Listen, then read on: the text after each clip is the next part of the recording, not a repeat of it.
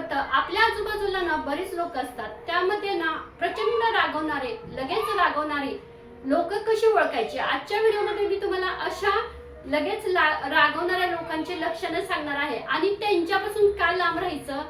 तर हे बघा, ते लगेच रागवल्यानंतर आपण सुद्धा त्यांना लगेच प्रतिक्रिया देतो, त्यामुळे दोघांच्यातही वाद होतो आणि राग हा क्षणाचा असतो. त्यामुळे बऱ्याच वेळेला आयुष्यभराची नाती तुटतात, माणसं एकमेकांपासून लांब होतात. त्यामुळे ना आपण थोडा समजूतदारपणा दाखवायचा. समोरचा माणूस रागवलाय ना, तर आपण थोडं शांत बसायचं. का तर त्याचा राग शांत होण्यासाठी. कारण काही लोक लगेच रागवत असतात, त्याला काही पर्याय नसतात. पण ती जरी लगेच रागवणारी असली तरी ते रागीट नसतात, ते सगळ्यात जास्त प्रेम करणारे लोक असतात. पण त्यासाठी ना आपण थोडं शांत राहिलेलं कधीही चांगलं. रागवणाऱ्या लोकांचं पहिलं लक्षण म्हणजे चिडखोरपणा. ते ना छोट्या छोट्या गोष्टींसाठी सुद्धा चिडत असतात.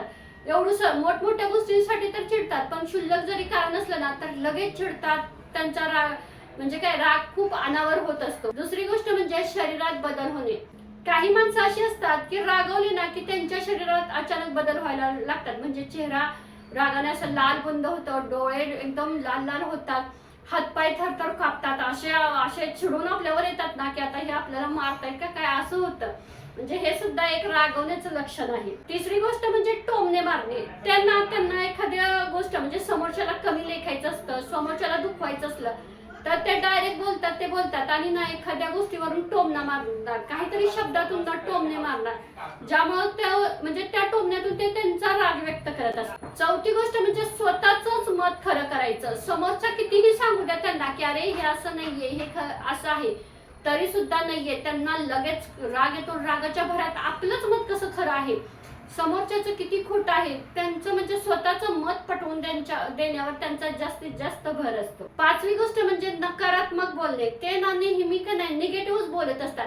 हा, हे माझ्याच नशिबात नाहीये, माझ्याच बाबतीत असं का घडतं, मी कितीही लोकांचं चांगलं केलं तरी माझंच का, म्हणजे असं ना रागात करून घेतात. बघा, असतात अशी रागवणारी माणसं, तुमच्याही जवळ असतील ना हो. सहावी गोष्ट म्हणजे पश्चाताप होणे.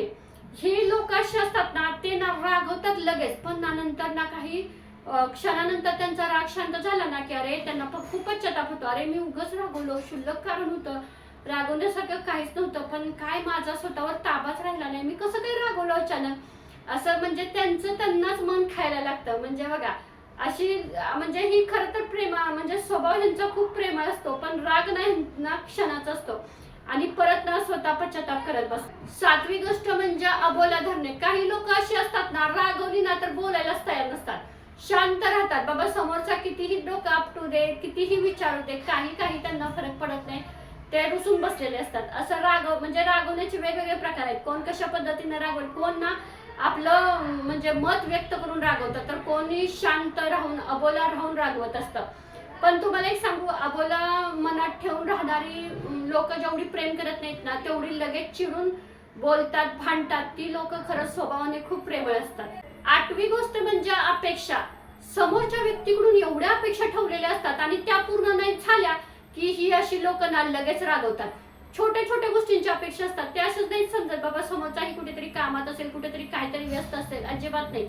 त्यांनी सांगितलं की ते काम झालंच पाहिजे, नाही झालं की ते लगेच रागवतात. म्हणजे छोट्या छोट्या गोष्टीवरून सुद्धा ते रागवत असतात आणि दुसऱ्यांकडून अपेक्षा ठेवून तर ते जास्तच रागवतात. नववी गोष्ट म्हणजे नाही म्हणते. त्यांना ना असं असतं की सगळ्यांना मदत करायची असते, एकाच वेळी ना स्वतःचं पण काम करायचं असतं त्यांना, दुसऱ्याचं पण काम करायचं असतं. मग काय होतं, अचानक त्यांच्यावर कामाचा एवढा ताण येतो, एवढा बोजा येतो आणि मग त्यांचं पण काम होतंय आणि दुसऱ्याचं पण होतंय आणि मग त्यांची लगेच चिडचिड होते, मग रागवतात. हा, मग त्याच्या आधी जर त्यांनी कामच घेतलं नाही, समोरच्याला नाही म्हणून सांगितलं, तर त्यांची पण चिडचिड होणार नाही, समोरच्याला पण त्रास होणार नाही, थोडा राग येईल पण होऊन जाईल. पण नाही, त्यांचं कसं असतं, समोरच्याचं पण करायचंय ना आपलं पण करायचंय, नाही म्हणायला शिकत नाही, सगळं त्यांना स्वतःला पाहिजे असतं आणि नाही झालं की लगेच ते रागवत असतात. दहावी गोष्ट म्हणजे मताचा आदर न करणे. त्यांना ना त्यांचं मत असेल, त्यांनी एखादा निर्णय सांगितला किंवा एखादं मत सांगितलं, त्यांच्यावर जर कुणी ऑब्जेक्शन घेतलं, काही विषय मांडला की त्यांना एवढा राग येतो, म्हणजे आपल्या मताचा सगळ्यांनी आदर केला पाहिजे असं त्यांचं मत असतं. नंतर म्हणजे कामात अडथळा. ते जर एखादं काम करत असेल आणि मध्येच कुणी जाऊन जर त्यांना कामात आपण मदत करायला जातो, पण त्यांना जर कोणी जर त्यांच्या कामात मध्येच हस्तक्षेप केला ना, तर त्यांना खूप राग येतो. त्यांना वाटतं हा माझ्या कामात अडथळा तयार करायला, मग रागवतात. त्यामुळे ना अशी काही लक्षणं असतात जे आपल्या जवळच्या माणसांच्यात असतात की जी लगेच रागवणारी माणसं असतात. अशा रागवणाऱ्या माणसांपासून थोडंसं लांब राहायचं. ज्या वेळेला त्यांचा राग असतो ना त्यावेळेला, का तर राग क्षणाचा असतो. आपल्याला माहिती आहे ना, आपल्याला नाती तोडायची नाहीत, नाती जोडायचे. त्यामुळे आपणच थोडं लांब राहायचं. त्यांचा राग शांत झाला की मग त्यांना काही गोष्टींचं समजतात आणि त्यावेळेला ते व्यवस्थित होतात. आजच्या व्हिडिओमध्ये मी तुम्हाला रागवणाऱ्या माणसांची लक्षणं सांगितली. कसा व्हिडिओ वाटला नक्की कमेंट करून सांगा. हा व्हिडिओ इथंच थांबवते. आपण भेटूया नेक्स्ट व्हिडिओमध्ये. श्री स्वामी समर्थ.